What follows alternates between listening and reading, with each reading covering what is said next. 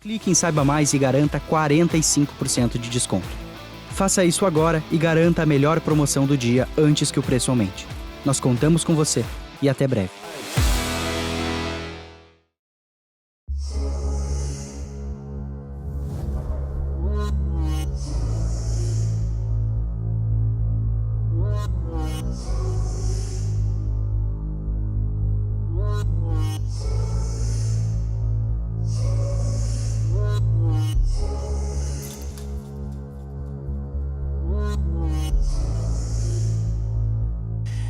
Bem, Paulo Freire morre em 1997 e muito importante que se diga que, diferentemente de outros intelectuais brasileiros, Paulo Freire não se retratou.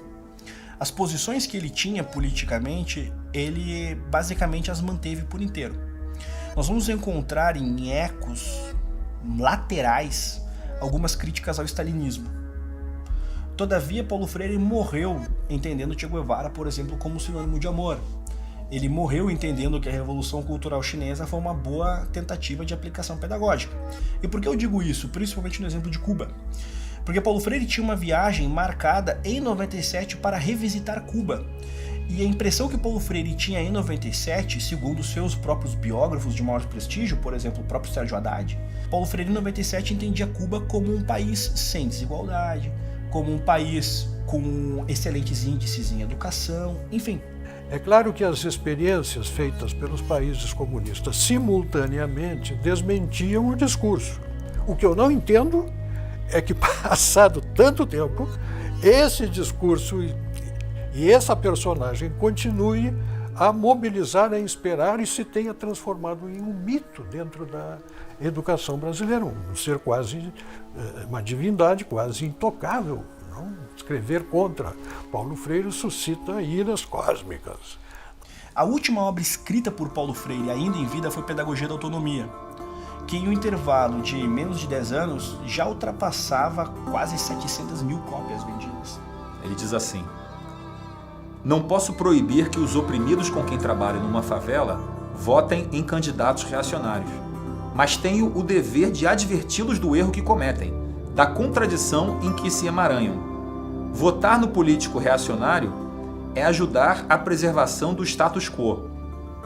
Sou professor a favor da luta constante contra qualquer forma de discriminação, contra a dominação econômica dos indivíduos ou das classes sociais.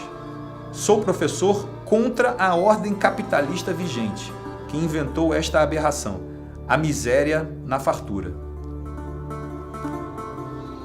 Ainda nesse tema de que o professor deve trabalhar a conscientização e deve ser o exemplo também dessa conscientização, Paulo Freire diz o seguinte: que podem pensar alunos sérios de um professor que, há 2 semestres, falava com quase ardor sobre a necessidade da luta pela autonomia das classes populares e hoje, dizendo que não mudou, faz o discurso pragmático contra os sonhos e pratica a transferência de saber do professor para o aluno?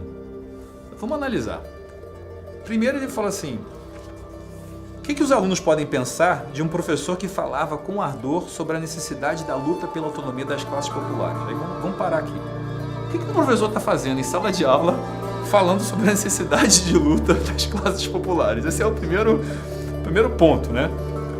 E o segundo ponto é o seguinte: é esse professor dizendo que nada mudou, agora faz o discurso pragmático contra os sonhos e pratica a transferência de saber. Quer dizer, e agora está ensinando. olha assim, a inversão completa. Quer dizer, ele está criticando o professor que resolveu parar de falar de política e ensinar.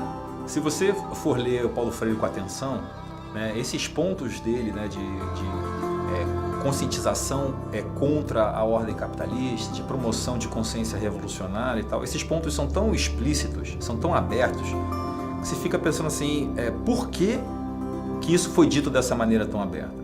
Né? E eu não tenho certeza sobre isso, mas tem algumas hipóteses. E uma delas é que, até recentemente no Brasil, você praticamente só tinha um consenso de esquerda, né, no meio político e cultural. Então, com isso, muito do que o Paulo Freire fala, eu tenho a impressão de que ele não se via como um ideólogo fanático, como ele realmente é. Ele não se via assim, ele se via simplesmente como o bom senso. Existe a esquerda, que é o bom senso, e existe o resto, que é a malvadez neoliberal, como ele chama, né? Que são os capitalistas, que são os exploradores. O capitalismo mata as pessoas, o capitalismo é a exploração, o capitalismo, né, provoca, vamos dizer, a miséria na fartura, como ele diz. Então, acho que essa é uma hipótese para explicar por que vamos dizer, essa ideologia tão explícita, misturada com o que deveria ser uma proposta pedagógica. Ele em nenhum momento escondeu o que ele pensava. Ele não foi alguém subjetivo em que você tinha que acessar camadas de sua personalidade para entender o que ele de fato pensa sobre as coisas. Não, ele foi explícito. E note, Fernando Gabeira, Ferreira Goulart e outros arrependeram-se daquilo que defenderam nas décadas, por exemplo, do período militar, em vários aspectos. E afirmavam que o período militar, vários revolucionários de esquerda queriam o quê? A ditadura do proletariado. Paulo Freire, diferentemente destes homens e de outros, ele em nenhum momento se retratou. Cabe a pergunta: como a pedagogia do oprimido é lida com tamanha apologia a criminosos e as pessoas passam por estes textos de uma maneira tão indiferente? Tão indiferente. Note, você pode até ter uma visão de que o Estado deve participar da educação, que o MEC é fundamental, você pode ter uma visão à esquerda, você pode ter uma visão seja o que for. Agora, você passa impune a um homem que justificava a revolução, que chamava Che Guevara de sinônimo de amor, que justificou a revolução cultural chinesa. Você passa impune por isso? Impune? Coloque-se no lugar de um desses homens que de fato, ao longo das décadas, sofreram com esse tipo de tirania, com essas tiranias. A própria ideia de discutirmos Paulo Freire, ela já é em si um problema. Porque note, ele defendeu genocidas e morreu defendendo genocidas. Ele tem uma escultura ao lado da escultura de Mao Tse Tung. Qual o mérito nisso?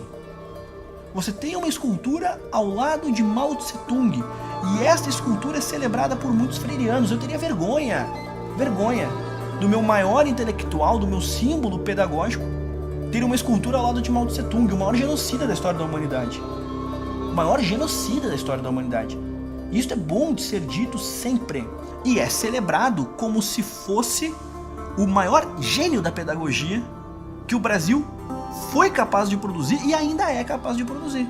Porque ele é tratado de modo quase insuperável. Ouse questioná-lo. Que intelectual é este que você não pode questionar? Que trabalho intelectual é este que você não pode questionar? Paulo Freire questionava Beethoven, questionava Platão, mas o seu pensamento não pode ser questionado. Se fôssemos um país saudável, reitero isso, Paulo Freire não seria debatido. Debateríamos o quê? Entendimentos sobre sistemas pedagógicos, sobre o papel do Estado na educação, enfim, debates elevados sobre temas elevados. Ele é debatido porque somos um país socialmente doente.